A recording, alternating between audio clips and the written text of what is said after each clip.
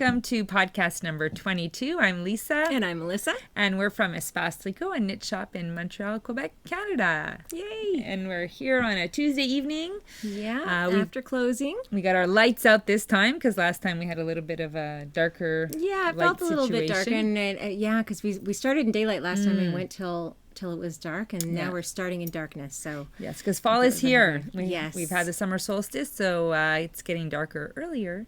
But it's sweater weather, and here we are in our sweaters. It's very exciting. So it's been fun. Melissa and I had a bit of a sweater marathon, didn't we? And we finished. Yay! Yay! So I'm wearing my Ingles, and Melissa, and the mannequin is wearing my Ingles. I promised to wear this on the last podcast, and I didn't, so I felt like I should wear it today. There you go. I think it would be pretty funny to see us wearing the same sweater. Well, we are. We're going to twin it at Rhinebeck. Yeah, these are part of our. Well, Melissa's got a gazillion sweaters from Rhinebeck. This is my one Rhinebeck sweater.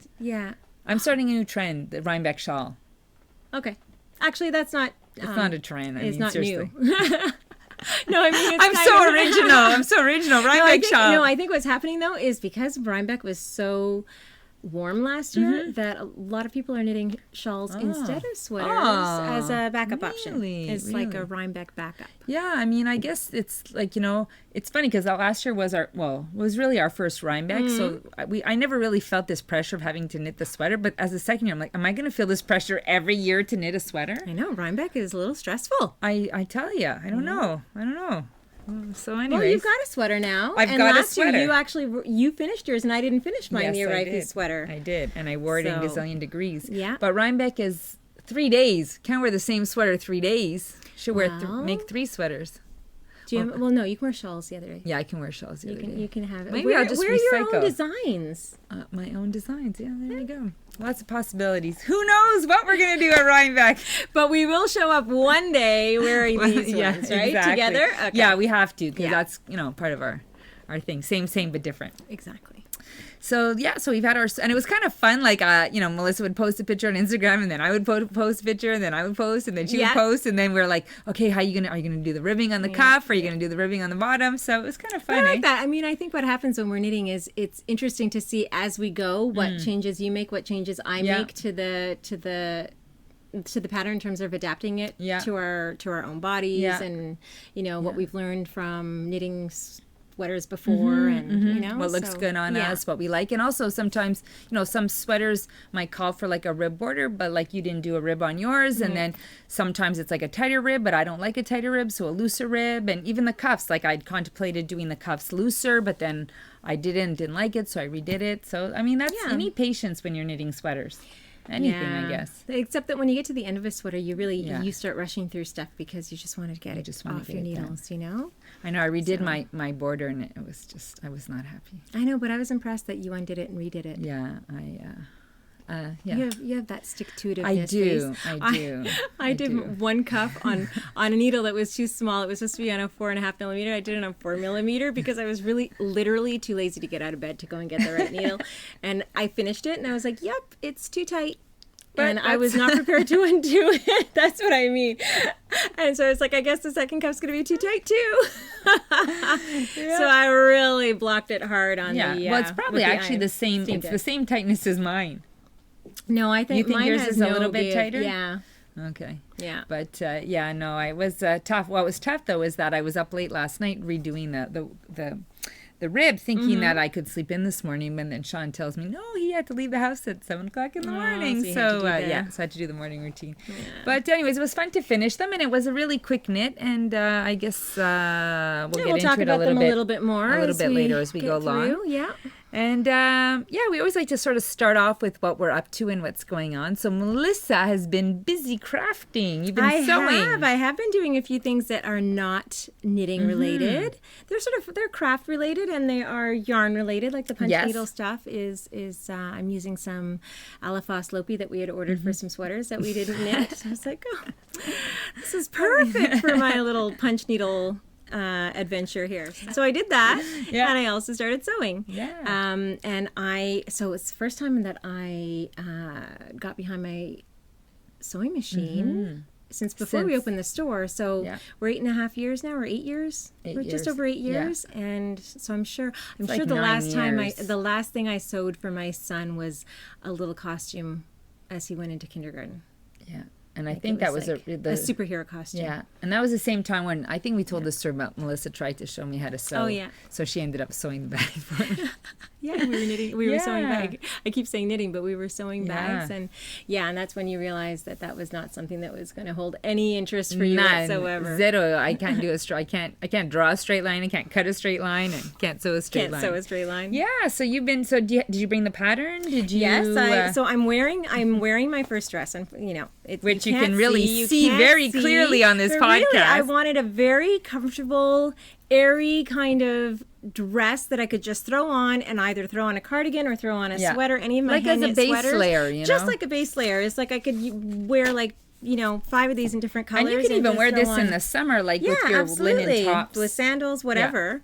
Yeah. And so it's a pattern from Grainline Studio. It's called the Pharaoh dress, and I've what I like about it is that I kind of envisioned it being very adjustable in terms of length. So in the summer, I think I could do a shorter one, so just above the knee. I would even just make a one that was shorter for wearing with jeans, for example, under my sweaters. But I wanted this one, I made 6 inches longer than the pattern called for, so that I could just wear it with boots And it's not just like a simple thing. Like there's quadrants and everything. It's like there's 4 pieces to each side, basically. See the back. 4 pieces to the front and the back, and so I had to do. And there's interfacing in the neck and around the sleeves. I've seen it all. I've seen the inside. To show off, and so that might even have been my first time doing interfacing. No, yeah. So I just feel like it's very professionally finished. Yeah, and very much so. You'd never know it was handmade. You would never. Well, don't look too closely. No, but Melissa. It was. Even look how fancy that this is. I know. So finishing my seams. It was really nice to be doing something other than knitting. Yes. But in service of my knitting in a way. It was sort of, something I wanted creating, to. Yeah, it was building your wardrobe. Building my wardrobe, building that sort of me-made, handmade wardrobe, because I can see making a bunch of these actually in different colors, different weights, linen in the summer. Yeah. And just really just throwing, and they're so comfortable. I mean, I don't know about you, but I don't like to feel all constricted. And I mean, I either like wearing jeans or just something that's just flowy fitted. And not fitted. So I wear a lot of flowy linen stuff in the summer, and this is just kind of echoes that really. And it's interesting what you were saying about sewing that, like how you were physical and you were like, much more than knitting, right? Knitting is quite sedentary, and you really, the only thing you're moving are your arms. But with sewing, it was like, I finished after, because I knit the dress twice. I knit the whole dress once on practice. Sewed. Very thin. Oh, sewed. Well, disclaimer, anytime she says knit in this segment, it's talking sewing. About a dress, it's sewing. Because I don't knit dresses. So I sewed the entire dress. On cheap fabric first, like a muslin, and just made sure it was the right size, and that I would remember how to do everything and practice everything, and then I did that in one day, and then the next day I did the real one on the expensive fabric, and there's a lot of getting up and bending over and cutting and steaming and down at the sewing machine, up at the ironing board, down at the so it was. I just, at the end of the night, and also because I was stressed, because it was like, I didn't want to mess it up, but I did mess it up 5 different ways as I did it. And I was unpicking seams, and I didn't have a seam ripper. I don't have a seam ripper somehow, so I was using my little tiny needles.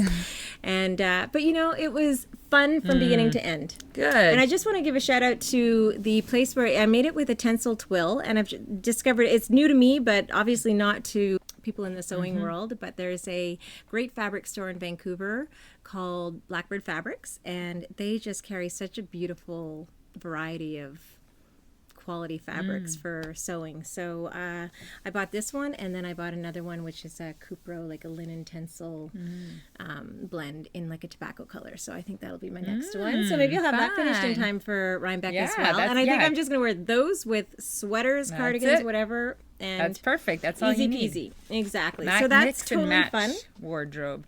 And it's it's just nice to we've been talking about that a lot for the 'cause past you've few been months. trying It's to about do- we have this need to create and do other things, and then we're just so into the knitting, which we love, and and as soon as we say, okay, we're going to take a break, then we have we send in, I said to Melissa, I'm going to take a break, and then I sent her a message and go, I'm really in a lot of pain. I need to take a break. I'm going to slow down, and then I kid you not, 30 seconds later, do you have any of that Let Lopey in your basement in the black and the white? Because I want to do this giant tunic dress. I was like, wait a minute. You just said you were slowing down.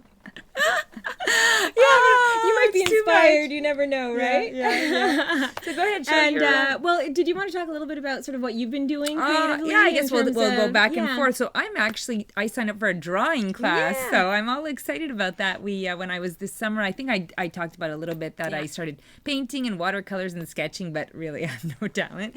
But I would like to draw something that looks like something. Yeah. So I people signed who up. have talent say they don't have talent. You have talent. Oh, you're too sweet, Melissa. You You're too have sweet. talent. Well, I signed up for this. There's a place called the Visual Arts Center here in Westmount, which is just the next borough over to NDG where our store is. And so I signed up for a beginner drawing class. So just learn to draw? Learn to draw. Okay. So you're going to learn how to draw figures, landscapes, still objects. And so I went and I bought all my charcoals and my pencils and my sketch pads, and I'm all excited. So I'm it's starting like September, buying all your school supplies. supplies. I was just on my own looking at everything. So nice. And it was so much fun. So I'm going to be starting that in mid-October. I'm a little bit jealous, actually. So it's really, I'm really looking forward to that. I did a pottery class there when Gianluca was a baby, and it was a really good center, and the curriculum is really solid, and they're really good, they're really good teachers. So, so maybe I'll show some of my my nude drawings. I think you should show us what you're doing. Yeah, well, we'll see when I get there. Some of my little PEI watercolors. Yeah. Do you want me to hold it, or do you want to hold it? I don't really know how to show this actually. I don't know if I should show that side or the other side. But when I was in... I know, I wasn't sure. Is this... Yeah, this is actually the right side. Okay, but how come it's like this? Well, because... it's a little difficult to explain. Okay. I'll explain it. Okay, you explain. So when I was in... So this is the wrong side.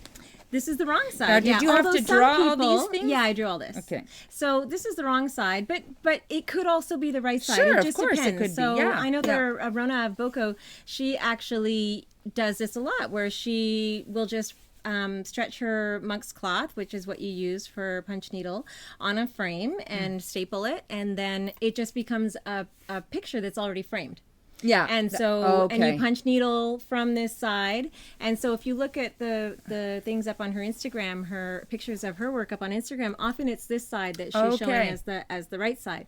But technically, I think that punch needle, the side that has the loops is technically... I could see that. Yeah, so the side that has the loops is technically... So this is like the 70s shag carpet version. Exactly. So I had some Aliphos Lopi in our basement that we had bought and not knit up yet. So Melissa's basement is full of bags of yarn that we bought for ourselves and never knit. Exactly. So I had all these colors, and I just went shopping in the basement. Look at that. Right? Yarn shop in the basement. I know. And when I was in Toronto this summer... that's such a pretty tool, Melissa. Makes me want to do it.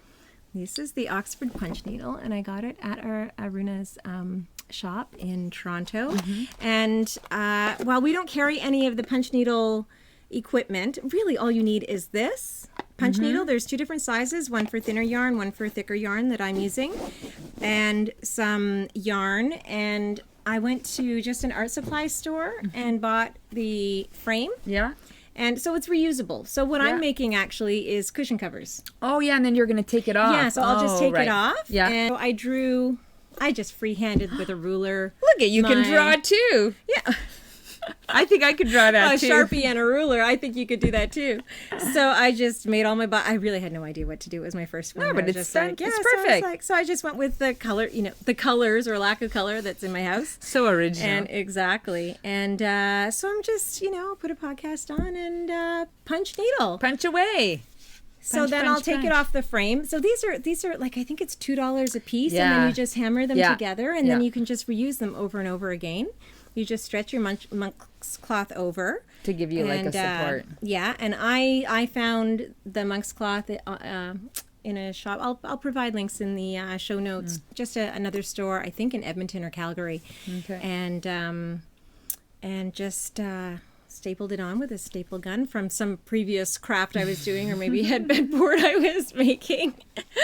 That I seem to have all these things from previous. Well, that's it, because once we started knitting, it was all about the knitting, right? Yeah, and we kind of let everything else go. In my basement that are being used now. Yeah, it's great. That's really pretty. So I will just do the whole thing, and then now that I've revived my sewing skills, I'll make some. Basically, I'll make a whole bunch, at least 2 or 3 fronts. Yeah, and then sew cushions, and then just back. sew on a plain back. Yeah, like a linen back or something. Or you could like knit the back if you wanted to. It's faster to sew. Well, I could use my knitting machine. That's Yeah, also in the there basic you go. to do the back. There you go. Yeah, I could do that. Oh, and I'm carrying everything in my new Woolalooya bag. So we got these. We'll talk a little bit more about the fringe supply stuff that we received a week or 2 ago. But it's perfect. It holds everything. That is so I can just take that. Look at you around my house with me. Exactly. That's crafty.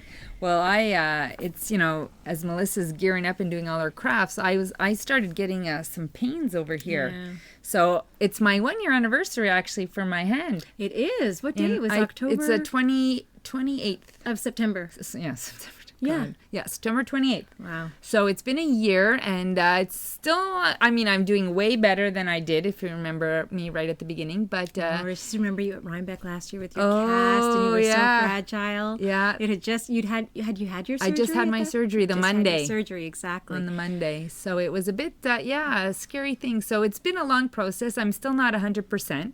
I can knit. My biggest thing is my thumb. I still don't have full range of motion in my thumb and my fingers.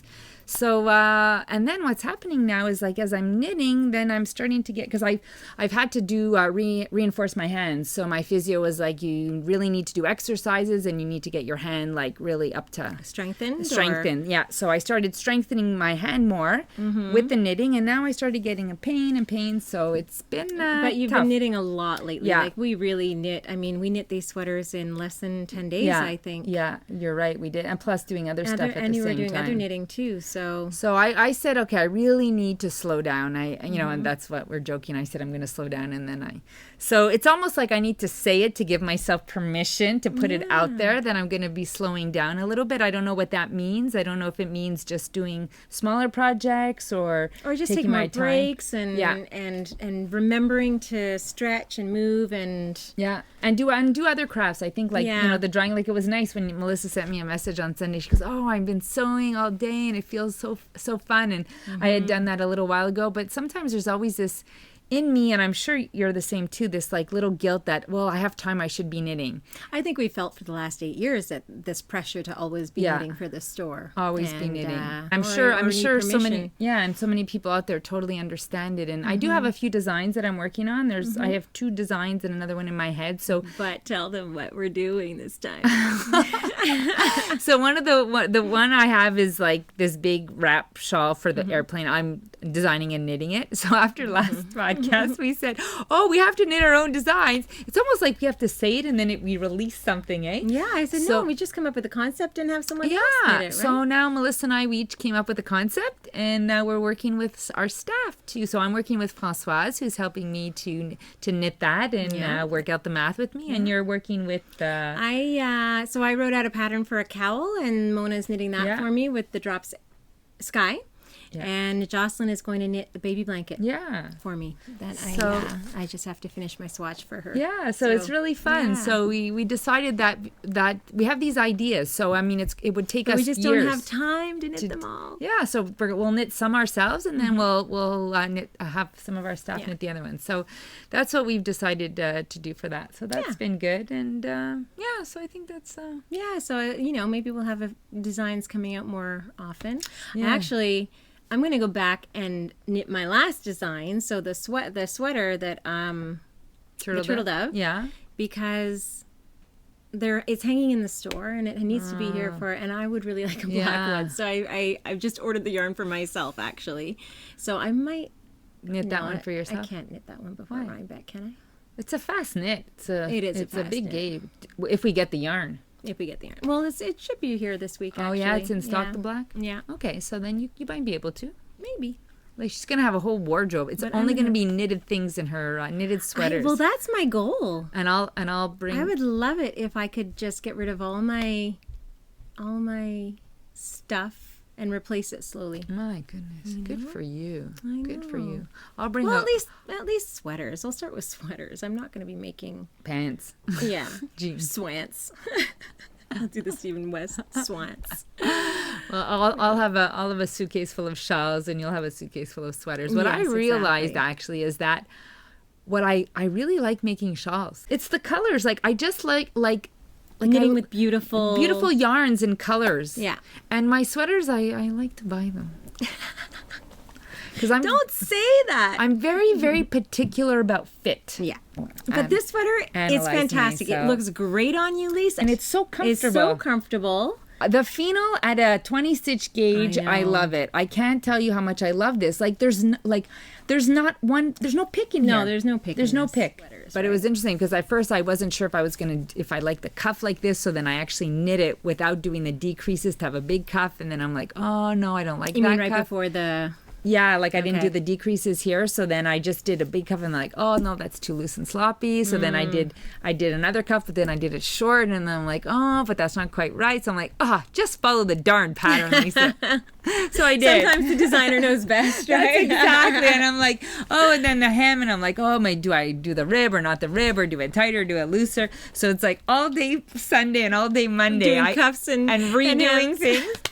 And in the end, I'm happy. I mean, in the end, this is like, I'm very happy with the rib. I'm happy with the it's slouch. really, I'm happy really with nice. everything. And the color, too. I mean, I know it's gray and black. But In case we haven't said, it's the Ingles sweater by Caitlin Hunter.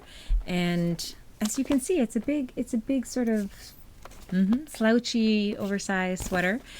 So I used color 436 for the black and light brown 4065, sort of the tobacco. It's called light brown, but I see it's more of a tobacco color. tobacco. And You didn't do your eyelets here.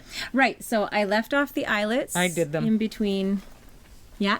Let me see. I don't know. It's hard to see. Yeah, they don't. They're not. They that- don't show up that much, but I Yeah. did them. They're in between here. So they're just and so I left those off. Pure laziness, really, and because I think I missed the first ones. Okay, and then and I then was you- like, I'm not doing. And then I tend to prefer an A-line to my sweaters, or at least not anything that gets pulled in. That's just not always the most flattering look for me. So I just cast off. I didn't do anything special at the you bottom. didn't do the short rows either. I didn't do the short rows. I just knit to, I think, the length it would have been if I had done the ribbing. I don't know if it was 15 inches. Yeah, or something whatever, like like that. that. Anyway, and then I just cast off, and I have a bit of a rolled hem, which I quite like. Which is pretty good. I mean, it's stockinette, but it doesn't really roll. It doesn't really roll. It stays nice. And, these are and your then, tight like I sleeves. said, I knit my cuffs on two needle these- two needle sizes down. These are rather than, looser than mine. You find? Yeah. Yeah. Really? Yeah. Okay. I don't know. Yeah. They feel really really tight. Yeah. They don't have a lot of give to them, but I didn't mind it. I mean, it does give the whole sleeve that kind of bell Yeah. shape. Which I didn't think I would have liked at the beginning, Yeah. but then I saw it like with Yeah, pulled up so like that that, and I'm like, looks oh, great, that's a right? cool look. Yeah. So yeah, that's what convinced me to do Yeah, that. And so- also, did we mention that this is what there's yeah. the mohair? So we stranded with silk cloud, Exactly. and it was great. It was only 90 meters, so we were able to use some leftover silk cloud for that. So it's kind of fun to be knitting the same sweaters, but you know, a little bit of a different touch. I did short rows, and I did the German short row method, which is really nice. I had learned it, but I always hesitated to do it, and I'm like, oh no, let me just go refresh the I know, tutorial. but it's so nice. It's such so an nice. easy way and you to know do what's it. really nice about it is the way you pick up the wraps. Like it's just obvious, Yeah. like because not really a wrap. No, it's just 2 bars. Yes, and becomes 2 it's bars. very clean. Yeah. So, I mean, I really encourage anyone who's doing short rows to do the German short row technique. There's so many great tutorials out there, Yeah. and it's easy. And once you've done it once, Then you're good to golden. go. You really, Yeah. it's not. It's not complicated at and all. Melissa and I were just talking about, because some people on Instagram had asked us if it was a difficult sweater. It's a really good beginner sweater for a bunch of reasons. It's a top-down knit, so if you've never done a top-down sweater, it's like top-down with no shaping, so it's quite basic. Also, the color work is only 2 colors, so you're only working with 2 colors at the same time, and it's short. You know, you don't have color work on the sleeves, so it's like you work for, I think You it's get your feet 21 wet. rows Exactly. and then you're done. And then you have some short rows as well. So I think those 3 things make it a really nice learning experience, Yeah, and you've a got good a little sweater to start twisted with. rib on the Oh yeah, cuffs you have your and twisted so rib. you've learned a few things. Yeah, it's a nice project to start with, and so I'm very nice and cozy, cozy in this. So those are our pretty much our only finished objects, Melissa? Yeah. For this, Yeah, for I this mean, section. we focus. So I don't know when I think our last we recorded 3 weeks ago, Yeah. and I think we were doing some secret knitting. So we've been knitting other things, but this is the only thing that we can show. So we mentioned in our last podcast how we're doing a little design collaboration with Diana Walla. And so we're doing an Espace Tricot collection of colorwork patterns. And so I was working on the capelet poncho and I finished that. So I did a lot on that up until middle of last week sometime and finished that and then really concentrated on getting the sweater done. Yeah. You were working on the hat. I did the hat and I finished the hat, but then when I finished the hat, we realized that the shape of the crown was not exactly what we were looking for. Yeah. And the color work too, we wanted to modify, so I need to re-knit the hat. Good thing it's just the hat. So hopefully, hopefully we don't have a release date. No, for we our- thought we were going to get mid-October, but that's not going to happen. So that's just kind of ongoing, and it's so we have that in the back burner. So they're going to come out. So, and also one of the things we have to decide is if we're just going to release one at a time or if we're going to do all 5 together. And I think we mentioned in the last podcast, we still don't have an answer, right? So I don't think we've. I mean, we'll cross that bridge when we get there. So we're just trying to get. If it looks like they're all taking a little longer than we thought, it would be nice to have them all launched before Christmas. It would be fun. Yeah. So we're working on that, and that's lots of fun. Yeah. So that hence we don't have as much to show. I think, and we both have some patterns. Works in progress, but we haven't made any progress on them since our last podcast, so we didn't think we should. And speaking of works in progress, this is the Kyler shawl. So I'm knitting the Kyler shawl, which I love, but it's like I just kind of stalled, So Jocelyn whipped it up in a couple of weeks. Time. So I'm like, okay, I really have to finish my It is so beautiful. It is incredible. I almost asked her right away to knit me another and it's one. like big and like cozy. I'm like, okay, this has to be my Rhinebeck shawl. I gotta finish it for Rhinebeck. Well, you're doing yours in the beautiful pink. Yes, I'm doing it in the so pinky this is color. Tuku wool, and it's just a gorgeous fingering sport weight blend of well, no, it's not a blend. It's just wool. Yeah, from Finland. And like it's so cool. Like you've got this stockinette section, a lace section. It's very modern lace. And then here you've got 1x1 rib, and then another lace section, and another 1x1 rib. I mean, it's just by Isabel Kramer. And I think we saw this last year the first time at the Garth Edinburgh Yarn. Edinburgh Yarn Festival. At the Garth, because she designed it for Garthenor. Yeah, exactly. Well, you bought the Garthenor Yes, I did yarn, buy the right? Garthenor yarn in this color. So we don't have that yarn. We have the Beacons by Garthenor. Yeah. So we decided that it's we're going to so get pretty. It is really a nice shawl. You guys can't tell you how glorious this feels. This texture. Yeah. The texture is just lovely. I think the one thing we can say about these wools is that, they're 100% breathable. And it's amazing how your body regulates when you wear 100% wool. It is surprising. It's gorgeous. Actually, this sweater I'm wearing too is with Tuku wool. So it's with the Tuku wool, I think in color Valo. But I stranded it with the Silk Cloud in the pollen colorway. And it's the same. I mean, it's on an 8mm needle, so it's very airy and breathable.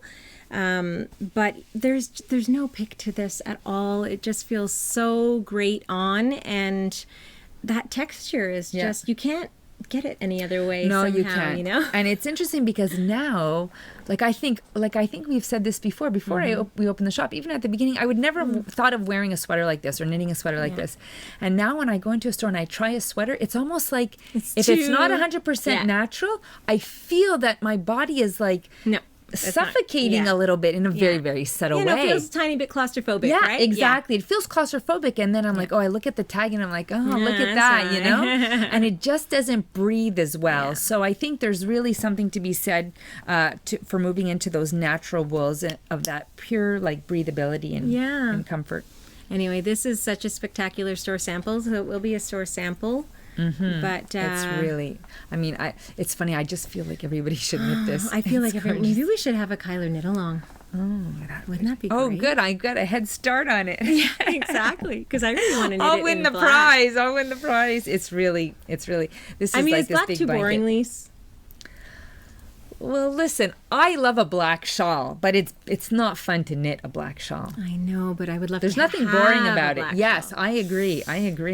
Okay, well, anyway. You pay Or someone maybe to I'll knit it just for you. pay Jocelyn to Yeah, I don't know. Will she knit black? Who I don't knows? know. Someone's got to love Anyway, you to Jocelyn knit did a black for you. spectacular job Yeah. on that one. So It's that so was- and so fast. She's Yeah. always so fast, and she's just such a perfectionist. Oh my too. gosh, Her- she's real. You should see. She's got like a book with all her labels and Yeah. her swatches and her notes, and it's like I can't even look at it. Yeah. It's to perfection. Okay, then we have another little store sample. Diana knit this for us. Just Yeah. a simple cowl. Yeah, that's the ombre cowl. Yeah, and it's by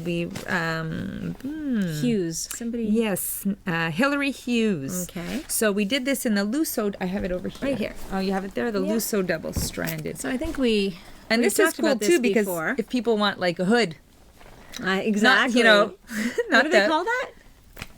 a Something hood. a snooze. A snood, That's yes. right. Which is like because when it's cold out, you just Yeah, put so it you up just and got on it, and you could just Yeah. pull it up when it's really windy and So that's extra great. cold. So this is a beautiful blend of wool, merino, silk, camel, and mohair, and it is so incredibly just- soft, you guys. And the nice thing is when you hold it double stranded, you can get this marled look. So I just wanted to. So basically, you have 3 colors, and just give you an idea. It's very light and fluffy. It does. So it does have that mohair halo, and but it's a DK weight, so it's a little bit thicker than your average. It's very close to how many meters is it? I was just thinking, for Stephen West's new mystery knit along, he's calling for a slightly thicker mohair, and Yeah, this is considered like a DK. this is considered a DK. It might be a little too thick for the pattern. You're looking for I'm the looking. meterage? It's 180 meters, and I think the Ching Fibers he recommends is about 175 meters Oh, so for 50 that's- grams. So it might work. I don't know because it's different composition. Yeah. I'm not really sure. I mean, oops. It says this is a DK weight, but seriously, if you need it to be, it can be whatever you Well, want. that's the thing with the fluffy yarns and the mohair. It can really be whatever you want it to can be. be a fingering, a sport, a DK. Yeah. So this is a good option, I think, for Yeah, that. that's true. We hadn't thought Yeah. about that previously. Because he recommends because he said that the one he's suggesting for that pattern by Ching Fiber is a little bit thicker than a lace weight mohair Right. silk blend. So he said take something like the Shibui Silk Cloud, or for example some of the hedgehog fiber mohair that we have, or the lichen and lace, Yeah, and and double strand it. I think that then I the think Lusso that would be single good. stranded would be great, And it right? gives a different texture too for people who don't necessarily want the mohair. It has the alpaca. And I actually knit this in the Lusso a while back. And this is Madeline. This is the simple luxury shawl, which I've shown many times. And I did the Lusso stranded with Madeline Tosh. So, I mean, So nice. and it was really nice. I just wanted something a little bit thicker, more of an outer, like sort of like late fall for an outer scarf rather than the thinner ones that I did for indoor with Silk Cloud. So so this is like a really simple pattern too. So it's a simple luxury by Pickles and Lusso with Madeline Tosh light, which is So fingering. nice. So that's a nice another way to use the Lusso. Good. So that's been those are So we basically haven't our really samples. stuck to our notes or order or anything, Not right, Lee? at So, all. At okay. all. Well, sort of. Oh, we forgot to mention the giveaway, the winners. Oh, that yes. was, you see, we kind of got See, all we sidetracked. skipped over our admin. Well, we sort of said we Okay. would kind of go with the flow. So we Yeah. have 2 winners, and we contacted them through YouTube. Through we left YouTube. but we haven't heard from them. This is the first time that's ever happened to us. Yes. So, So this was, if you remember, for the hat trick and touchdown yarns that were gifted to us from River City Yarns, and they were in those sport fan colors, Yes. so team colors, and So we had the hat trick, which was for hockey, the NHL, the Canadians, and it was Stella Elan. Stella Elan won that one. And the touchdown, which was the football, the Alouettes, and it was Robin Sidwell.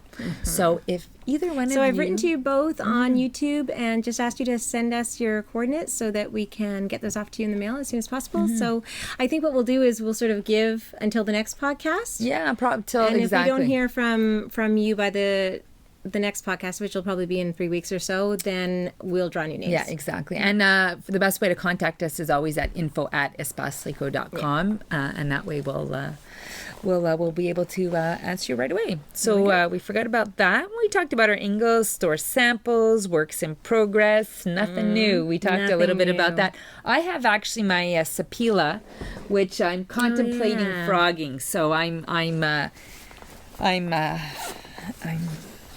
contemplating. You made good progress. I did, and I even knit on it last night. Did you show it in the last podcast? I think I did. Okay. I think I did. Now, one of my issues, and maybe here, because we wanted to talk a little bit about color work, right, Melissa? Mm-hmm. One of the issues is I'm a tight knitter. We all know I'm a tight knitter. I'm always saying how I'm a tight knitter. But so what I did was, I'm like, okay, I'm going to go on wood needles to try to be a looser knitter.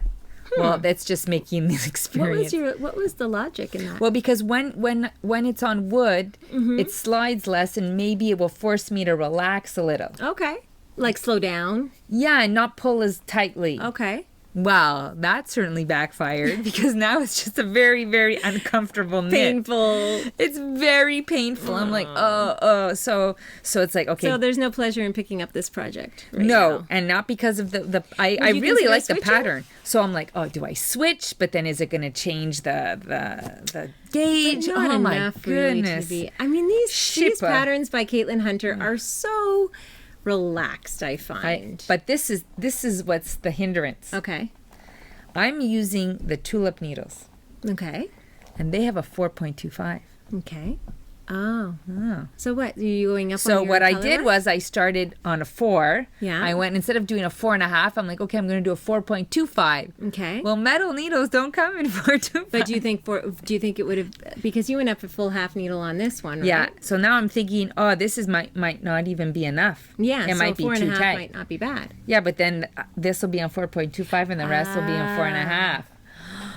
Well, you so see, I'm complicated. So no one would notice. It wouldn't be visible to the human eye, Lise. It's never about other people noticing. It's about me knowing. Just about you knowing? But even once it was blocked out. You guys are lucky you're not living in my body, let me tell you. It's pretty hard. But once you would block it out, yeah, you would not. It would just, also because you're getting down to a wider part of the sweater. So even if it did have a little more give and was a little wider, it would kind of look natural, I think. So I don't know. And then this is a 22 stitch, whereas this was a 20. I know. So this went flew, right? Yeah. And this has like more color work and more on the arms. So it's just like, I got a gazillion other projects to do. So like, this one's just feeling like a noose around my neck.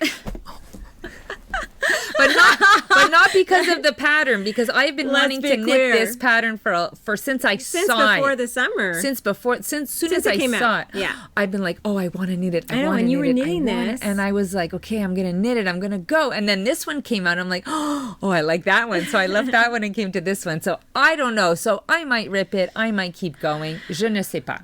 So if you ripped it, is it that you wouldn't do this pattern at all, or you would just restart the whole thing on metal needles? Oh, God. I hate restarting. Je sais pas. Too many questions on this late Tuesday evening. I personally think you could just switch to metal and do 4 and 4.5 millimeters, and you would be perfectly fine. Good. And I will block it for you. And maybe that is a good test for me. Yes. Maybe I got to let go of my yes, because I think that you get really you get like a vice grip on the issue of gauge around your sweaters. Yeah. So you need to just sort of go with it and relax. I'm sure Caitlin Hunter would tell you be a bit zen. Yeah. She'd say, let it go, Lisa. Yeah. There's lots of ease, lots of slack. You got to channel your Stephen West or Caitlin Hunter. Channel once in a while I do. There you go. So, anyway, so that's where I'm at. So, okay, well, stay tuned to see what happens. Party or... And I think this is a good time, too. Maybe we discuss, because Melissa and I, we always share our tips about color work. Yeah. And so... about everything. Yeah. About life. Which wine are you drinking? And sometimes it's like, what wine are you drinking tonight? Oh, this is a really good one. What book are you reading? Oh, I just got that book. Oh, I just finished that book. Well, there are a lot of things that we say that you shouldn't do, right?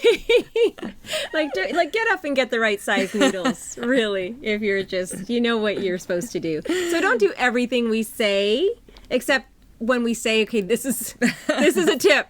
I always say when I talk to people in the store, I'm like, as a yarn store owner, this is what I'm supposed to tell you, but really, this is what I do. Whatever. So because I'm a tight knitter, for Colorwork, I always go up a needle size. So for me, that's just standard. It's happened too many times. You do that on your cast-ons and cast-offs? Yes. Or cast-offs, Cast-offs, I always go... Cast-offs, I usually have to go 3 needle sizes for a cast-off. Okay, that's another issue.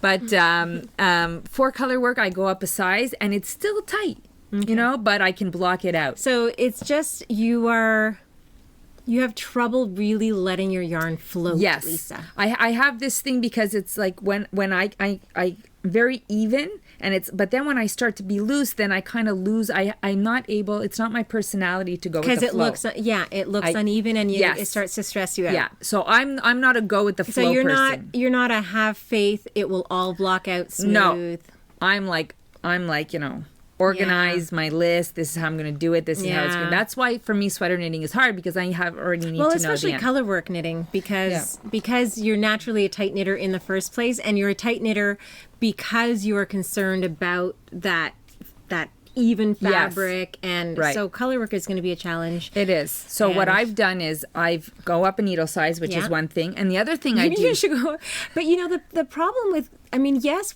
it's one thing to go up a needle size, but I think that even if you go up a needle size, you still, if you're not giving enough of a float, that's not going to help you in a way, right? So going up a needle size is one thing, but then also the other thing too is what I'm doing now is because I wrap my yarn pretty like a lot of times to get good tension when I'm knitting. So what I do when I do color work is I do one and drop it, and I do the other and I drop it. And really try not to pull. Yeah, so that's what I need to do. So I need to sit there and I need to do one, let it go, do the other one, let it go. So it's slower, but it's allowing me to be even, and it's allowing me to not be as tight. And then also, do you do that thing which I found really helpful of really stretching your stitches out before you pull the next yarn? So really stretch it so that your float has a long distance to go. Yeah, and then when exactly. So you want to explain that, or just? Oh, well, just that. So if you were, if you're knitting along and all your stitches sort of are compressed up here, and you go to do the next stitch, and then you just sort of pull, knit it. They're kind of all pulled together here. But if you pull them apart first, in a way, then you've kind of, your float has to travel a longer distance. And so I kind of do that whenever, especially when I'm going to do anything more than... if there's like a few stitches in between, if I'm going to do more than 2 stitches, let's say. Yeah, so say... Well, I guess I can't even give an example now. Or not take the blue now. Take the blue now? Yeah. Oh, yeah, so it's way back here now. Okay. That's a good example, actually. Okay, so if I had them all squished up here at the tip of my needle and I was going to knit, then that float is really not long enough at all. But if I spread them out first... Which is what I do naturally, and I'm not afraid of having a really droopy float back there, so I don't bother going up a needle size, but I feel like So I do that and go up a needle size. I'm preoccupied with all my floats being the same length, so I like, because I like it to all look even and stuff, so I'm kind of a perfectionist that way, but I'm not scared to leave that droop in the yarn, And when you block it, actually, because when I was knitting this, there were some sections where it was quite a long float, like 9 stitches or 10 stitches, and it was like all loosey goosey, and I'm like, oh my god, this is so it really is. But when you block it out, it just all evens out. Now, when you had that, did you catch your floats? No, so that's another thing. Okay. So if it was like, there was one part where I don't know if it was like 16 or something, then I caught my float. Okay. So that's another discussion too that we've had with some of our staff about catching floats or not catching floats.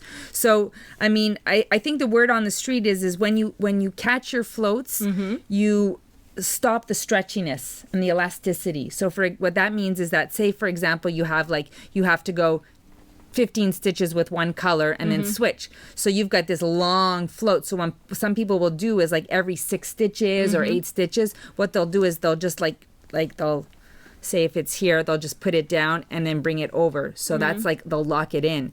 And then when they lock it in, what it does though is it can prevent the elasticity in the fabric. So some people like that because they don't like to have the droopy floats, and then other people want the elasticity of that. What I find is it's a bit of a double-edged sword though, because if you've got to go that many stitches, there's a good chance you're not going to leave a long enough float. Yes, unless you really again pull your stitches apart. You've got a long way to go. Anyway, 15 is way too much. Even if it's 9 or I mean, I tend to lock my floats every 5. Like if I have 9, then I'll do the middle stitch. If I have 6, I don't. I used to do it every 5. Yeah. And on this one, I stopped myself from doing it, and I only did it if it was 8 or more. Okay. What I heard, especially when it comes to these sweaters in particular by Caitlin Hunter. Now, I could be misquoting, but my understanding is that she doesn't actually catch her floats because a lot of the Colorwork sweaters that she does are in superwash yarns, and they are very drapey and they have a lot of flow to them. And her thoughts are maybe that catching your floats every 3 or 5 or 6 stitches or whatever kind of impinges on the drapiness of it. Right. So she prefers to just let it be more flowy. loose and flowy. On a sweater like this, where it's a different kind of yarn entirely. It depends on if you think really it's a matter of personal preference. Do you think you're going to get your fingers caught when you put your sweater on and that's going to bother you? I mean, eventually all your floats are going to felt to the back of your sweater anyway. Especially if you have a yarn like this, it's really going to stick. So some people might decide in superwash they want to catch it because it doesn't felt as much. Now this pattern so far I haven't had to do any of that because because it's not big distances. No, but for this one I only caught my floats if it was quite long, and I actually was happy with that. Yeah. Yeah. I actually caught my floats on this. Was it this one that had the 15 or not? Yeah, this one had I a like lot. to catch my floats because I find that it ensures that that my floats are long enough. Yeah. So that if I'm going across 9 stitches, if I try to go over 9, I know there's a good chance I won't leave enough. But if I do 5, I know I can do 5 and leave a good float, and then another 5 and leave a good float. It's a way of really just ensuring that it's long enough to get. Yeah. So it's really interesting, and I think you talk to different people and they have different ways of doing it, and also different projects. I mean, and let's preface this whole thing with we're very novice. Oh yeah, we're not experts. I'm like, Melissa, let's talk about colorwork. She goes, what do we know? I go, I know we don't know much, but we know something. We know as novice knitters, we could talk to you about our experience. And maybe there are other novice knitters, because obviously expert knitters won't be listening to us talk about colorwork. So that's, anyways, I find it's just very interesting. And so what I've been doing is different colorwork projects I'm doing. I'm trying different techniques to see how I'm going. But some things are tried and true that I have to go up a needle and I have to hold one strand at a time, whereas you do two. I do mine two, and so what I find is so you always make sure that you're bringing your dominant underneath. Yeah. Whereas when you're doing two-handed, you would carry it in your left, the one that you would want to be dominant. And I'm holding this pattern, which is the Gateway to Rustic one that I developed last year or earlier this year, because it's a great one to practice color work with if you want to practice the two-handed technique, because there's no chart to follow.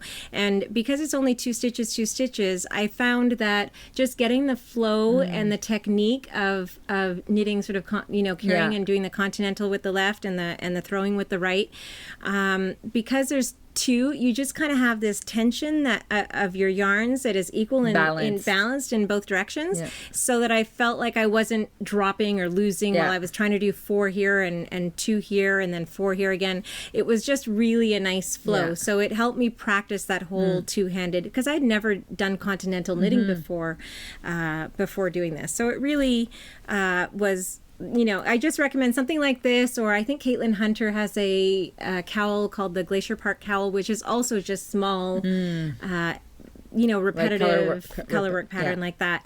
So try something like that if you just want to try to getting that two-handed technique down. Melissa had just mentioned something about dominant colors. So when you're looking at a pattern, there's always one color or two colors that tend to pop out more. So when you want a color to be dominant, that's the one that you carry underneath. So for example, in this pattern, it's my blue. So my blue is I'm always going to have my blue underneath, and then I'm always going to bring this one on top. So it's just it's important just for consistency's sake, because I mean, it's very subtle and sometimes you might not even notice, but if the pattern is a little bit more intricate, sometimes the gray might pop out, sometimes the blue might pop out. So if you carry your dominant color always underneath, then you know that you're going to have the pattern that's more equal. And maybe you can't tell and maybe you don't care, but your color work will look different if you, for 10 rows, carry one color underneath and then you'd switch it to carrying it above. So just whatever you choose to do, just do it consistently. And the patterns don't often tell you which one is dominant or not. So when I was looking at the pattern that Diana had done for the hat, I was looking at it and I'm like, oh, she said, oh, because it's a beginner pattern, we don't necessarily need to, we might not talk about the dominant color. But then when I was looking at it, I'm like, oh yeah, I noticed that the black was the one that was really popping. So that's the one I chose. So you also can just decide on yourself, like, oh, I really want the pink to stand out. I want the green to stand out. And that way, whatever color you want to stand out, you use that as your dominant color. Oh, and then another little trick that I use is I use these magnetic charts. So for example, we have a variety of different charts, and I just find this helps me. I have these magnetic charts, but I use them all the time. So it's just like it's like a I always think, oh, I should go get my magnetic chart. So this is so I mean, it's really not very sexy. It looks like this. It's a magnetic board, this one, and I put it in just like a sleeve that you put in for a binder. And then what's really nice is you have your chart, and then you have your magnet, and you just move it up and down. So this is, I don't really want to show Caitlin's chart because it's a paid pattern, but really I find it so amazing, and it comes even with this little stand. A little stand, so if you're sitting at your table. Exactly, if you're sitting at your table, you're like this. Does it work in bed? No, in bed, unless you have one of those, I prop it up against a pillow. Oh, yeah. So it's just like this, and I really like it because I have like my magnet, and my eye just goes right there all the time. So this is really cute. This is like the basic one. That's the one I use. So this is another fancier one. That's by Knitter's Pride. And this is a bigger one with like a pen. My God, look how fancy this is, and a pocket, and you don't have to ruin your papers, and everything stays nice, and it's magnetized. Oh my goodness, that is fancy. I didn't even know we had that. And you know what? And it stands up. So where is the Well, and then it goes like this. You snap it. Look how fancy this is. So where do you put your pattern? Here. Okay, so this is magnetic. Okay, this is magnetic. Yeah, and then it snaps like this, and it makes a little tent. So good. You could even use this in bed, Melissa. I could use that in bed. You could. So this is like the big one. That's almost like, too fancy for me. This is like a big one, and then you have the smaller one that's, you open it up, and then you have half the chart. Oh, yeah, nice. This is like a smaller version. So I really like my little chart. That's kind of nice because that you can put in your project bag, and it's kind of portable. Yeah. For the half one. I've been using this since we opened the store, actually. Yeah, I think you had that before we opened the store. I think I did. And also my last little tip is what I do is when I'm doing my chart, I always leave a little bit so I could see the line underneath. You know, I put my magnet just a little bit underneath. As a cross check? As a cross check? Yeah, so that I know, like, oh, every time I do this 3-stitch repeat, it should be like the same color or opposite at the bottom, just to keep me on track. And a few times I've caught myself going, oh, wait a minute, I'm supposed to be doing a blue. Why am I doing a gray? Yeah. So I find that's another little trick. You use that little trick too, to check. Yeah, because I seriously just eyeball mine every time I don't cover anything. I've just got on a piece of paper, so I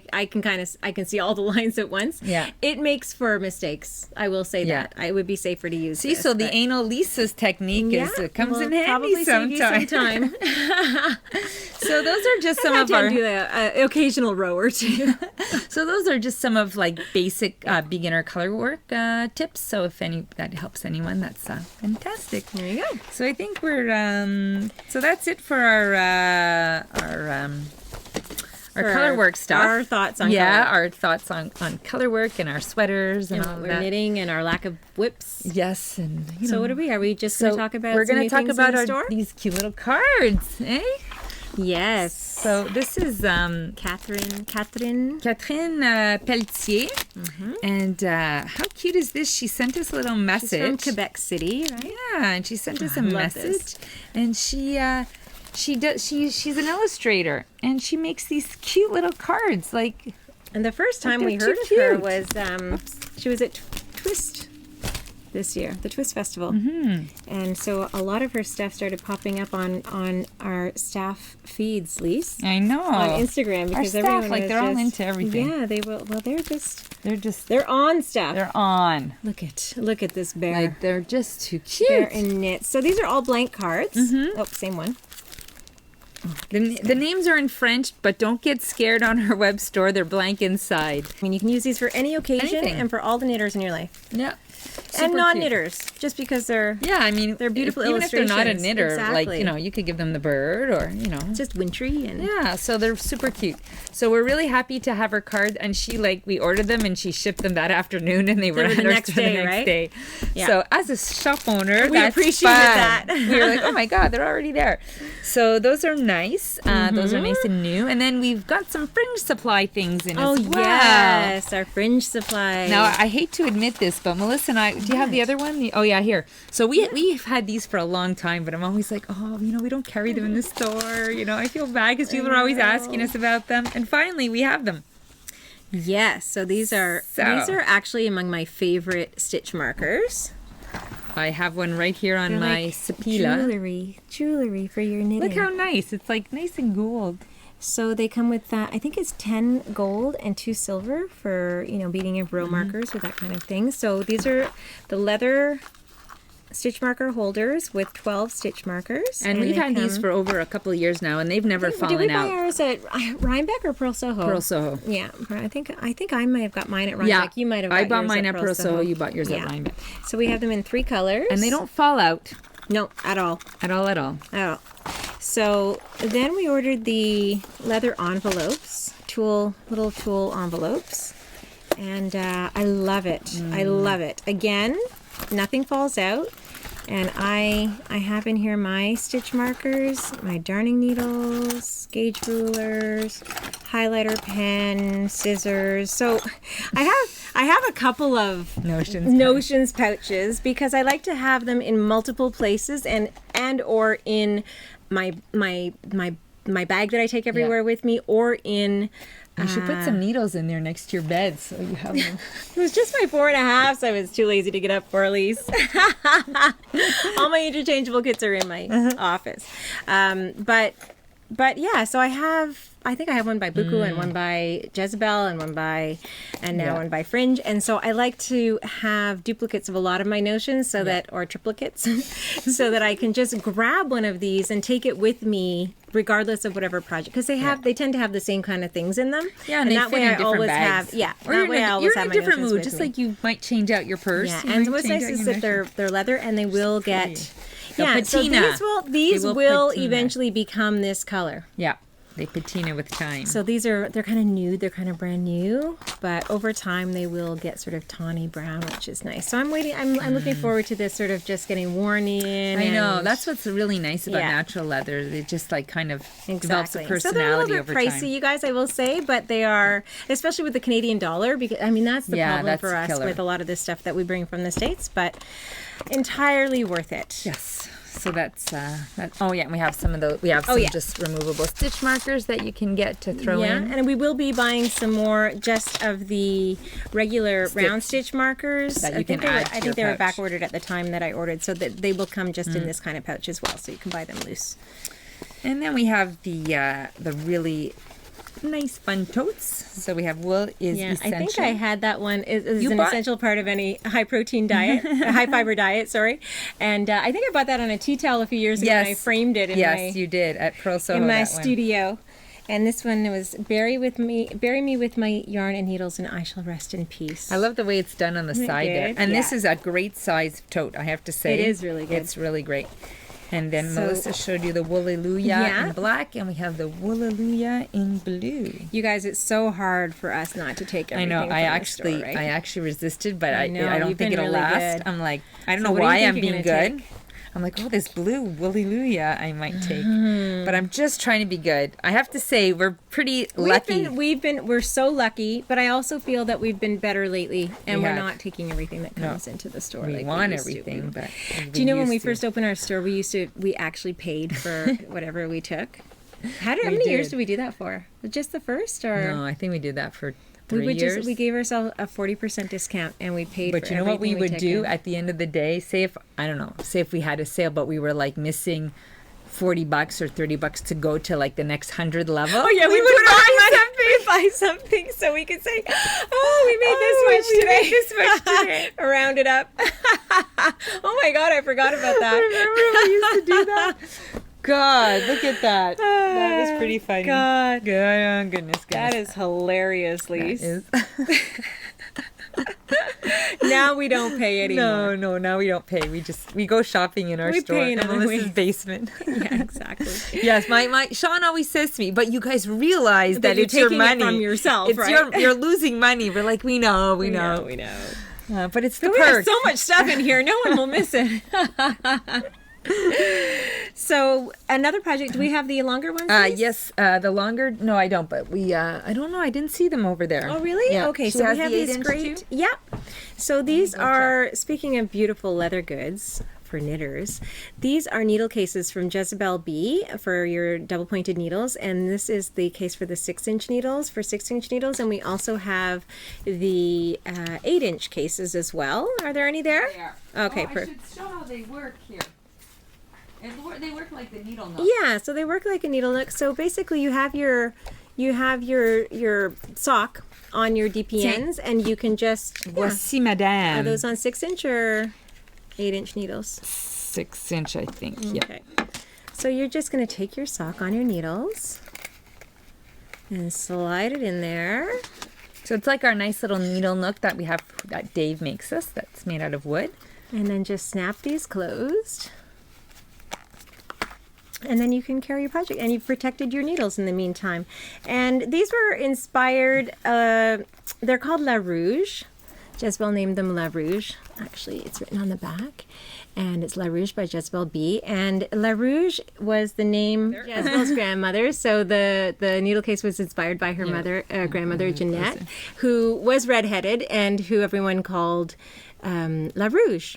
And so I think Jezebel had the idea to make these quite some time ago, and she actually had her grandmother write La Rouge down on a piece of paper, and she's actually used that to create a stamp for these leather cases. I think that her grandmother has already passed away, so I don't even think that she was able to see these in the end, but I think that this is a nice, and this is a nice sort of nod to her grandmother. Yeah, so. what she wrote here, she wrote, she had a great influence in my life. She is the reason I get to live my passion, and it's my way to pay her tribute. Nice. So sweet. Yeah. So we love stories. The long ones? Yes, those are the long ones. So here are the 8-inch ones. So beautiful.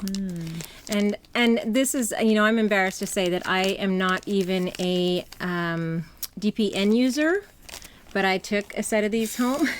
Actually, I took one of these home because what I found was I can put my circular needle tips in here as well. Oh yeah, that's perfect. So it actually right. So I just and stick them in my because you needed that case. I needed the case. I knit socks on DPN, so when my next pair I'll grab one. Yeah. These would also fit the flexi flips. Yeah. The 8-inch, the flexi flips are a little bit longer, so I think you would need the 8-inch. Yeah. But that's what I've been knitting my socks, and I haven't been knitting a lot of socks lately, admittedly, but even mittens. When you do knit socks. Yeah, they'll go on these. And Jezebel has come out with some new fabric, so this is very fun.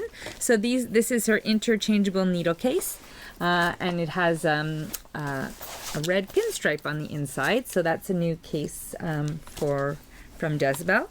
And then is this the interchangeable? Oh, this is the circular case. Yeah. And it's a new one in black. Be still your heart. It Be is. It's still. black with black gingham on the inside to check. And again, it's got all your pockets for your circular needles.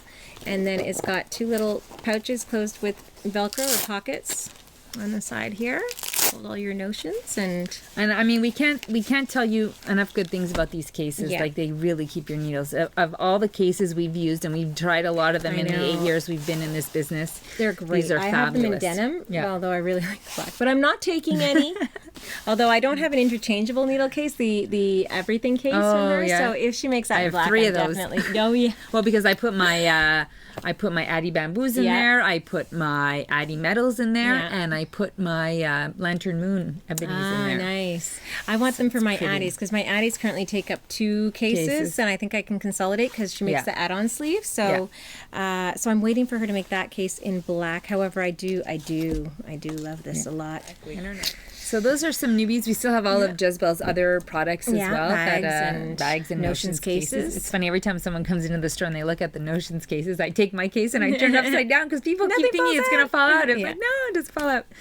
So that's basically what's new on our Notions and accessories front. And then we have quite a lot of yarn to show you, actually. Yes, we have a lot of new yarn. So maybe let's start with lichen and lace. So, I mean, I'm just like looking at it here and it's just so pretty. It's so pretty. So we decided to go for her marsh mohair. Do you want to grab the others? And we decided to go for her 80-20 sock yarn. So it's a superwash merino with nylon. And we just grabbed a few colors. But... And just look how beautiful all that is together. It's great, eh? So it's funny, I noticed that I keep looking, I'm not looking at the right side of the really? camera. Yeah, so sorry about that if my gaze is off. But these are just so fun. And what we can do maybe, Melissa, is just pair some colors that are sure. like that one. So the teal tide. So it's so beautiful because they're just different enough to have a nice contrast, but they go so well together. Mm-hmm. This one is citron. And this one citron. Oh my god. It just glows, doesn't it? And these are 50 gram hanks of silk and mohair. So a little bit more. And it's 72% kid mohair and 28% silk with 459 yards. So that's quite lovely. Yeah. And I love these multicolored ones. Yeah. And then you can even pair it so you can do something like this. That goes well together. So we thought a good idea for do we have that pattern? Oh yeah, which one? The cloud? We have the chevron cloud would be and good. The other one too you have next to you. So this is a pattern that Melissa designed a while ago with handmaiden maiden hair. Yeah. With the Shibui silk cloud. And so we thought this would be fabulous for the lichen and lace. Wouldn't it be good? Look at that. Like that's quite something. Oh yes, I know. We were talking about Birds of a Feather. Birds of a Feather. So we thought this would be really a nice one, and then you could either combine 2 colors that are quite similar, or you could go for something that is variegated with a solid, or you could do something that's like. Yeah, or you could just like go really contrasty. You know, I don't have the other burgundy, but say if you were to do 2 colors like that. So this is the Birds of a Feather. So we had used some other yarns for this, but this is an Andrea Mowry pattern that was in Lina magazine, but you can buy that pattern as a standalone pattern now. And it just alternates a single ply merino with a mohair silk blend. And there's so many beautiful possible combinations, right? Yeah, exactly. So that's really a beautiful shawl. And I'm in the middle of designing a shawl with actually the lichen and lace marsh mohair mixed with the lamel. Rauma. Rauma. So that's these are not the colors I'm using, but we just got in the lamel. But imagine that would be a nice combination too. Yeah, that would be a really nice combination. So I'm actually going for some color. Some variegated. So this is Lamel is a new Rauma yarn. It's what they consider a lace weight, but in our it's a light fingering. Yeah, we would use it as a light fingering, and so that's the pattern that Françoise is helping me develop. So that'll be really fun to mix that kind of more rustic yarn with the mohair. So anyway, there's so many things. Mohair, stranding with mohair seems to be a popular thing. A lot of designers are incorporating that into their patterns now. Even Caitlin Hunter does suggest using mohair here. Yeah. A lot of hats are using it now as well. And so it's nice just to have this in your stash, really, as just something, because I found like even just having the black or the green or whatever, I find that you always have some mohair left over from a previous project. So it's just something that you can grab and add to a shawl you're knitting or even a section. Like if you think of it, you can even just add it in a section. Exactly. And I think too, I think this marsh mohair could also be used for the Stephen West knit along as well. Yes. Would you I think you would still double-strand you would still it, double strand it because it's so you would need 2 skeins. I think it's 350 meters single stranded you need for that. Okay. So you would need maybe two skeins of these. Yeah. So I mean, I think what really got us with the lichen and lace is the colors. Like they're just they're just vibrant, and it's, again, we say this all the time, but every hand dyer has their own palette, right? And you can just tell looking. I tell you, when we opened the boxes, we were just like, So for now, we're carrying those two. And also just wanted to mention that this is actually a sock yarn. So you can make socks with it. Yes, because that it one's has 20% nylon, 80-20, right? Right.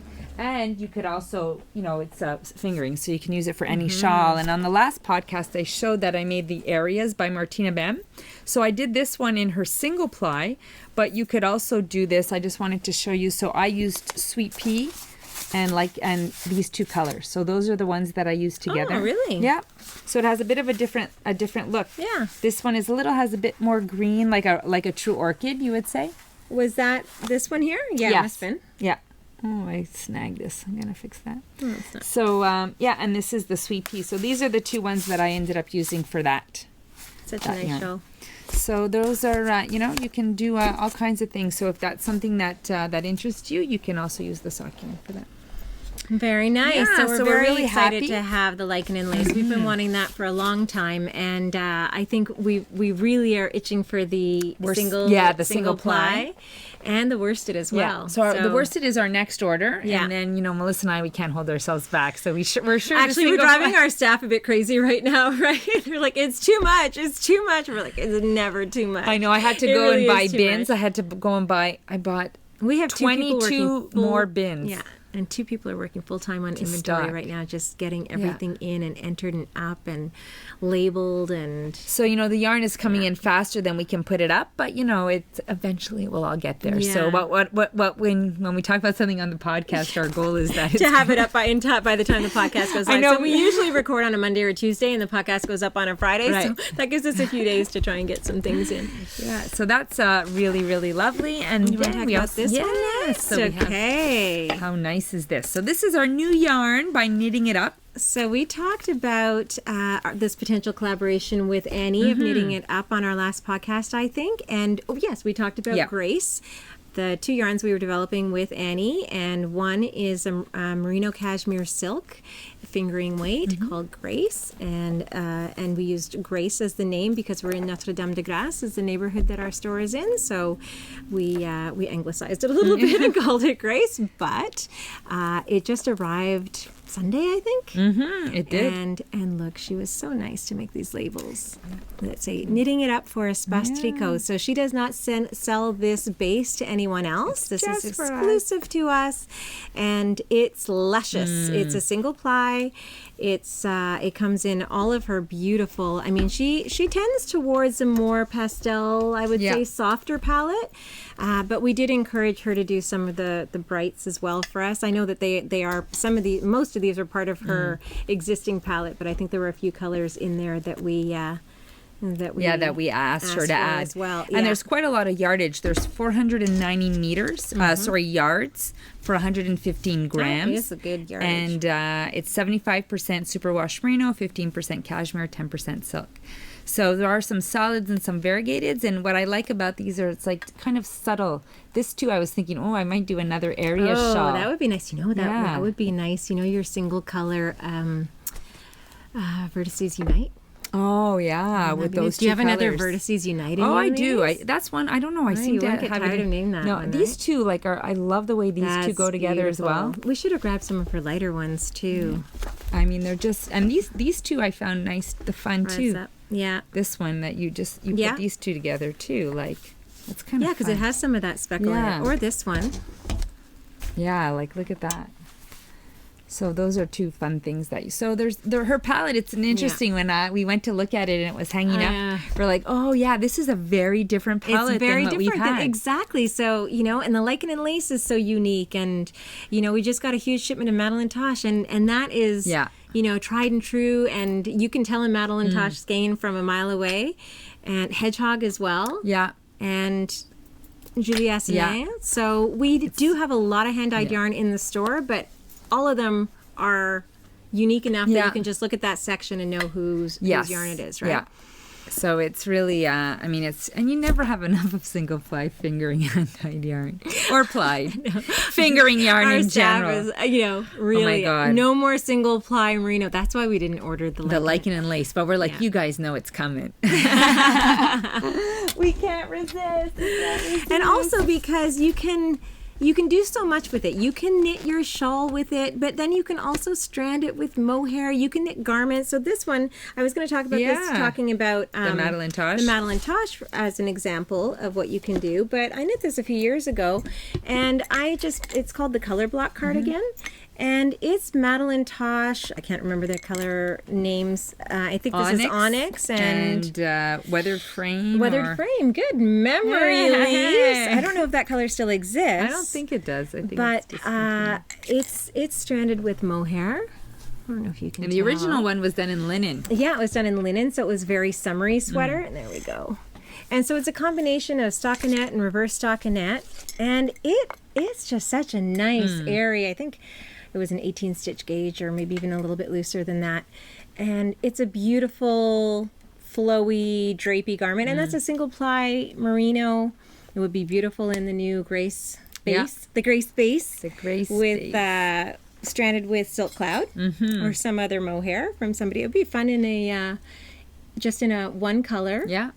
With like something like this, like a mohair like this. Oh yeah, right. That's like one color like a with solid single single ply with a colorful mohair. That's what I'm doing for the shawl. Yeah, I'm doing pressed flowers by Lichen and Lace in the marsh mohair with the lamb wool in this color. So that's really so nice. We wanted to show the swatch, but François said if you take my swatch, I won't be able to work on it tonight. I'm like, okay, go work. I have no idea what just fell off the table. The stuff is falling out. Usually we're a little bit more organized than I know, but I thought using these baskets would somehow help. But they're pretty. But look how pretty that is. And this is just a selection. You're all about the pretty, Melissa. It was more trying to keep our some. You actually did say that it would be orderly. Yeah, I do remember you saying. But this is Madeline Tosh Light, Tosh Merino Light, and I mean we have. Like hundreds of colors. I want to tell you the story about how we got Madeline Tosh. So we were, we started our shop, and like some people would sell to us and some people wouldn't sell to us, and we wanted Madeline Tosh, but they were too busy, and it was taking like 8 months to get yarn. She wasn't taking new people, and so we went to our first TNNA, and the first thing we did was we went to the Madeline Tosh booth, and she was only taking people who were at the TNNA. show. She wasn't taking anybody else new except people who were at the show. Yeah. So we were so like, lucky. Yay! And then we still waited a long time for our first order, right? Months and months. I think we waited like 4 months, 5 months. Yeah, Tosh was a little bit notorious for that at the beginning, but I have to say their turnaround is really fast now. Yeah. It's quite, I mean, we were shocked because I know, we placed a huge order and we thought, that'll be months. And 2 weeks later, it was like your order's ready to production. We're like, whoa, better get some cash flow. Yeah. And Madeline Tosh is, it has been around since we've had our shop. Yeah. It's been around for a long time, and I feel that it's the earliest hand dyers, I want to say, right? Who was producing at that kind of scale for yarn stores. Yeah, and I mean, it's like stood the test of time, and her colors, we've always loved her colors. There's so much depth and I don't think she was doing a lot of variegated back then. She was doing, she was really known for her tonals. Yeah. So, and like every shade of black, like how many shades of black and gray and bluey black and cream, remember the composition book gray and the Dr. Zhivago and the indigo sky and the paper and the farmhouse white and the antler and all of that. We're huge Madeline Tosh fans, aren't we? I tell you, it's like, and then you have like 6 like creams, but they're like, this is a bit cool. This is a bit there's warm. Fox, there's alabaster, there's paper, there's farmhouse white. There's like, they're not all the same.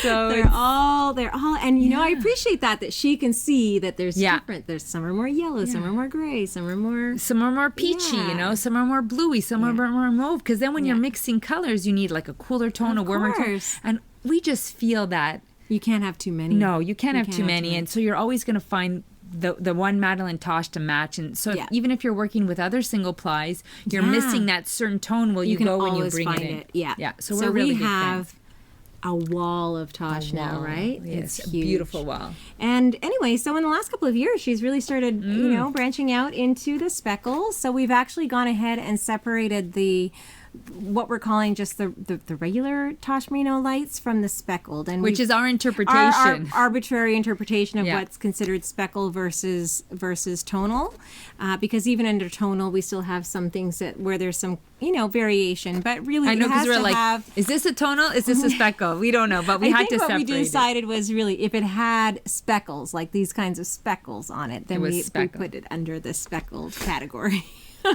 We're really literal with it. So, for example, this is not speckled, But it's not tonal. but it's not tonal, and I actually cannot tell you if we put it under the regular or the. Anyway, you'll go and you'll see it on Look our at both. website. It'll be a nice Isn't this surprise. fun? No, this one's called. I was like- well, it's called Rainbow. I'm like, God, Amalia must have ordered that color because those are her colors right we up for her sure alley. ordered that because we saw this at in H&H. Cologne. Yeah, H&H. at H&H. So, and I think we even saw it with the hollow glitter. Oh, yeah. And so- Anyway, so we have loads of new colorways. I encourage you all. Our photographer did a beautiful job of turning those around quickly for us. So they're all on the website now.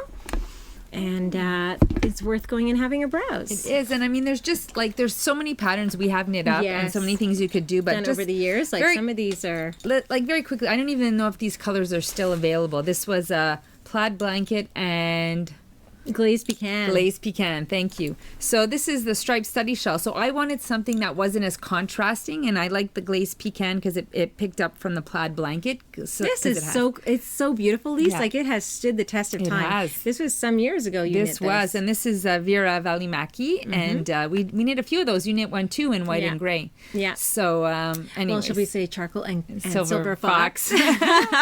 So this is like a fun. There's the color affection Yeah, also. we did a lot of We did a those. lot of those as well.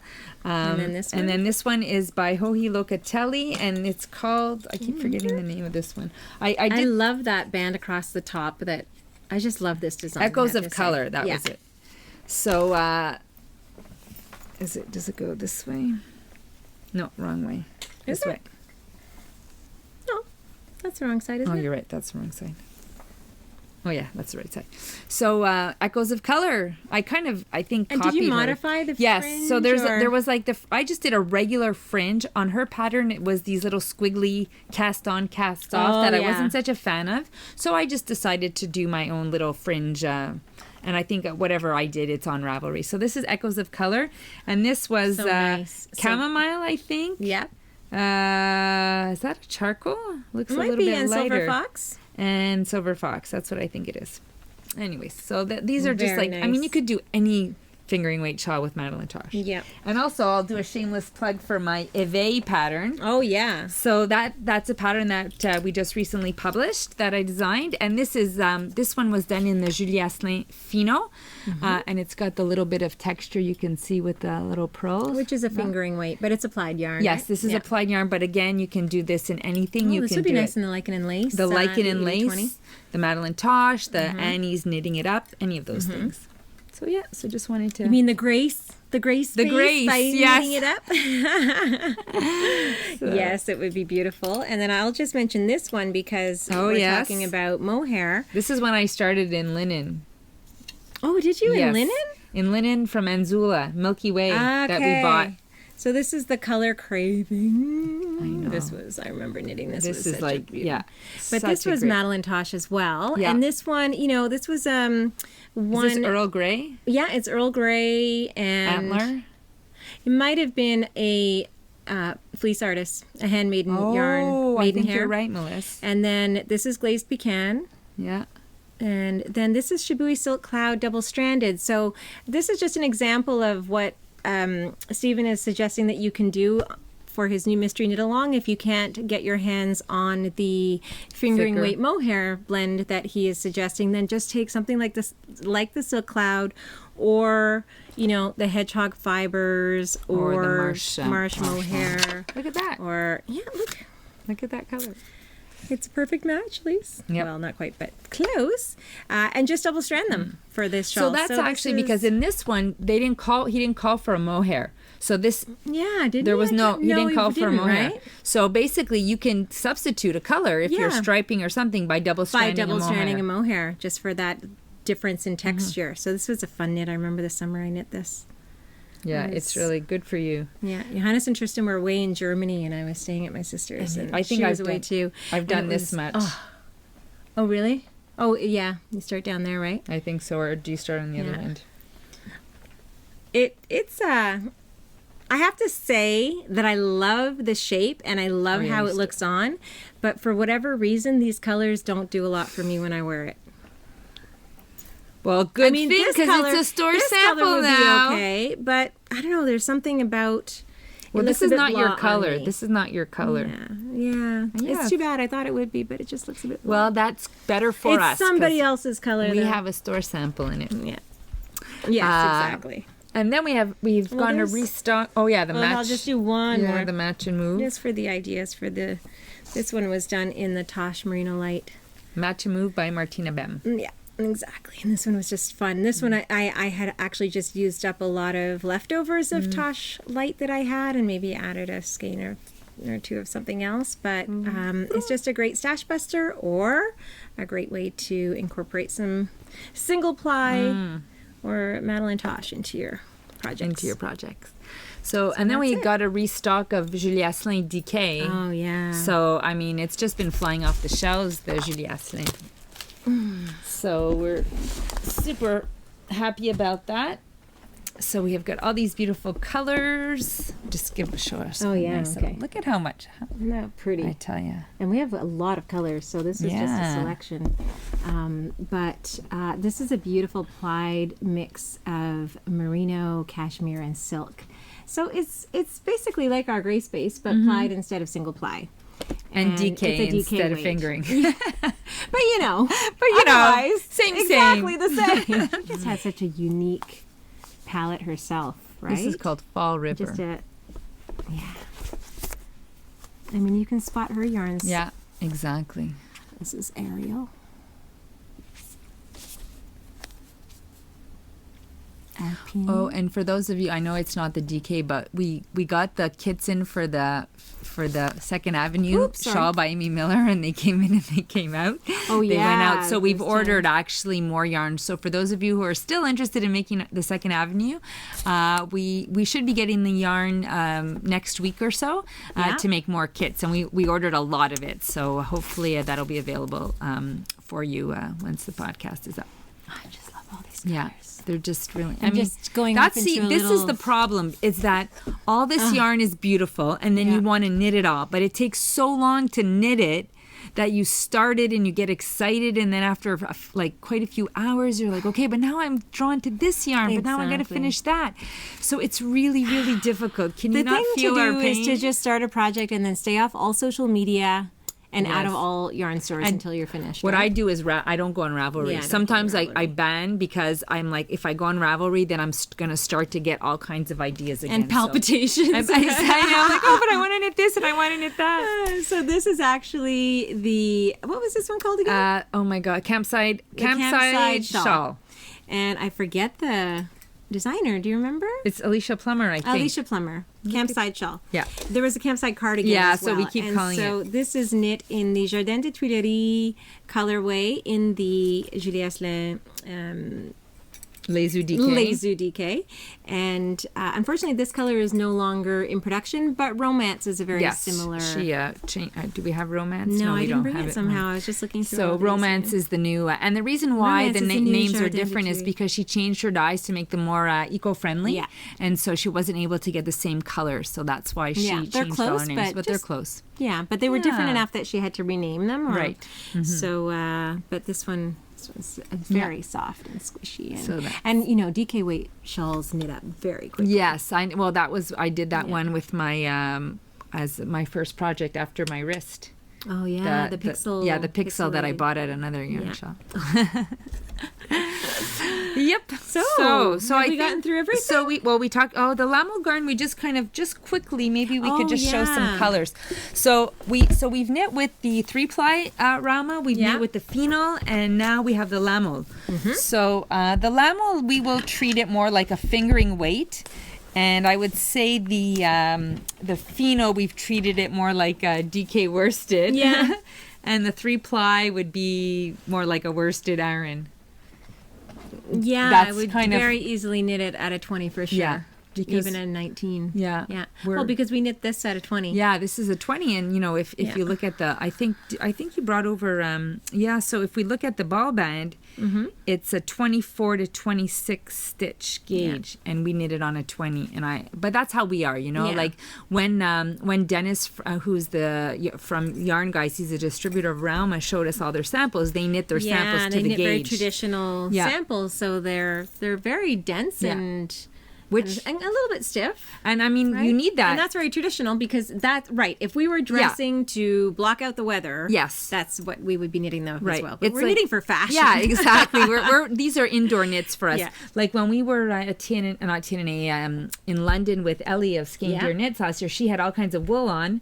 She had she had her sweaters, and we were freezing, and we had our coats. We had coats and everything. But she had knit them tight. Like they were sweaters that were, she doesn't need a coat. Icelandic yarn, Norwegian yarn that was knit properly, tight gauge, and she didn't need a coat. Not at all. So, it depends your climate and how you're using the garment. So I just pulled out some colors of the lamel, because what really attracted us to Rauma. That's a pretty palette you just pulled Look at me, eh? Yeah. Look at that, branching out. So what really attracted us to Rauma was the colors. They're very punchy. So you have your neutrals, but you have these really beautiful punchy colors. And for color work, that's what we wanted to... I'm laughing as I'm saying that because I'm like, that's what we wanted to bring. But look at what I chose. Look at what you really wanted to bring the full palette of brights for all our color work. Okay, but we recognize that other people are not like us. People like a lot of color. We like to look at them. Yeah, we like to be surrounded by it. We know we're not going to pull that on, right? But look at, I'm wearing green. You are. And also the patterns that we're knitting for the store have a little bit of color in them. Yes, some punch of color. Little tiny punch of color. Oh my God, it's funny. Amidst the gray and black. So the last yarn I think we wanted to discuss, Melissa, was the sky. Not the sky. Yes, the sky. I keep calling it the air. The drop sky. Yeah. So I had a bunch of it, and now I've lost it. It's probably all full. It's really, really, the analness of me is like screaming with this mess right now. But we'll have to take a picture, definitely, at the end of this one. Okay. So the drop sky is a little bit of a play on the drops air, right, Lise? Yes, but it is. It's kind of like that same but different. Like I just compared the Julie to the completely different. Well, the labels kind of look the same. Yeah, well, because they're both alpaca, polyamide, a little bit of polyamide and merino, wool, but they have a completely different construction. So this is the drops air, which is a worsted. I don't know if I can do that. It's just kind of like a single ply blown kind of yarn. Yes, which was similar to the cloud for those of you who remember that. This is the sky, which is the same composition, but it's a chain knit. I just cast on with this the other night. I'm just sort of trying a new design. Yeah. And it's so soft. Oh my God. But I'm thinking I might go up a needle size because I think it could stand to be... Well, I knit a blanket in the cloud, which is basically the air double-stranded. Mm-hmm. And I tell you, every kid who comes to my house wants to wrap themselves in that blanket. It is so cozy. So it's the same texture as the air. The air, what was it? Was it a worsted? Like a 16? Yes, it's an Aran? I think it's an Aran. Let me just double check again. 17 stitch. So it's an Aran. And this one is a 21. So it's sort of a DK worsted-ish. Yeah, on a 4mm needle. So... It's poofy. Yes, it has poofy, and it puffs up as you knit it. It's incredibly soft. And it blooms. We're not always huge fans of alpaca because we don't like the little pick that you can sometimes get from the guard hairs. But this is luscious. Yeah, there's no pick. I tell you, that blanket I have, there's no pick. So I think... Oh, yes, I said don't forget that. Don't forget that. Okay, you guys. It's time. The new line of magazine is in, so it's not being released until the 28th, and we're a couple days ahead of schedule here on our podcast. But by the time we launch it, it will be on our shelves. So I think we ordered a lot. I think so. So many beautiful patterns in here. There's one in particular that's got bobbles on it. Melissa's all into bobbles. I know, I'm like, what bobbles is going all of on a sudden? with you? But I really love it, and maybe it's the color too. This Arbusto.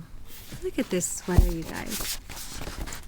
And I'm showing it only because I know the magazine hasn't been released, but I know they've given sneak peeks on Instagram already. So There's some beautiful patterns. It will not disappoint. There's another, I think that's by Andrea Mowry. Oh, those are nice. Aren't they pretty? Beautiful pair of socks. Anyway, again, it's another gorgeous issue that you will want to complete your Line library. So that will be in the web store when we go live with this podcast. When this podcast launches. So thank you so much for sticking with us and watching us. And I think we're supposed to, we always forget to ask people to subscribe. Oh, yeah. But if you want to subscribe, you know what? You can do that. Yeah, you should, because we're going to have a great big 10,000 subscriber giveaway when we get there, and we're only about 450 away. Oh, that's true. And in Instagram, we're almost at 20,000. I noticed. So So I think we have to. Okay, so you guys, if we can get up to 10,000 subscribers, we'll have a huge giveaway on our next bet. We'll shop at Rhinebeck for our giveaway prizes. Oh my goodness! That'll give us some shopping leeway there. Yeah. And so I guess that's it for now, Liz. It. So we've had lots of fun chatting with you virtually, chatting with each other. This has been a bit more of a chatty video for us, and we thought we would be able to keep it a little bit shorter, but didn't work seems that like way. time gets. We're having fun and sharing all kinds of tips and tricks and new products with you. So thanks for tuning in, and we'll see you in our next one. Ciao, ciao. Thank you. Bye. Bye-bye.